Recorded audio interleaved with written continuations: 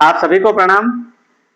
आज मैं ऐसे विषय पर बात करना चाह रहा हूं कि वास्तविक हमें ध्यान केंद्रित करना चाहिए। आज हमारे जीवन में जो कुछ कमाना है कर्म के साथ में वो अच्छी बात है, लेकिन धन होना और पैसा कमाना हमारा जीवन का उद्देश्य है और होना ही चाहिए।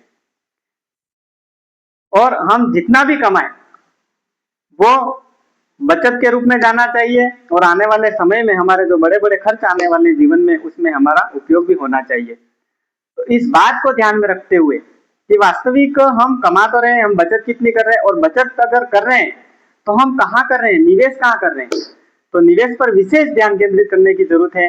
अगर हमारे निवेश करने की जो सोच है वो अच्छी जगह नहीं है तो कहीं न कहीं हमारा जो पैसा है वो डूबने के चांसेस रहते हैं। और कई ऐसी कंपनियां हुई है फ्रॉड, जिसकी वजह से हमारे क्षेत्र के भाइयों के जो धन अपने मेहनत से इकट्ठा किया हुआ था वो आज कहीं कहीं हानि के रूप में, लॉस के रूप में गया है। तो मैं नहीं चाहता कि आज के दौर में इतनी जागरूकता होते हुए भी हम फ्रॉड कंपनियों के हाथ में आए, कुछ लालच की वजह से कि इतने से इतना बन जाएगा, इतने से इतना बन जाएगा।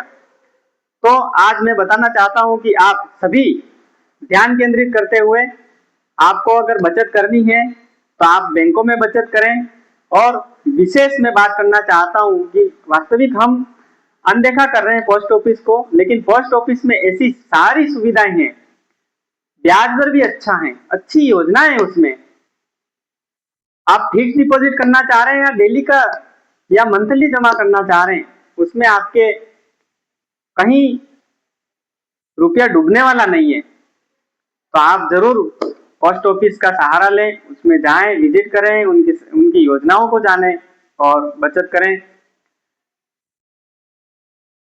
और अपने निजी जीवन में खर्च बहुत है, लेकिन वास्तविक हम प्रति माह कुछ अंशदान बचत खाते में डालेंगे तो जरूर आने वाले समय में एक अच्छी पोजीशन में हम परिवार को छोड़कर जाएंगे।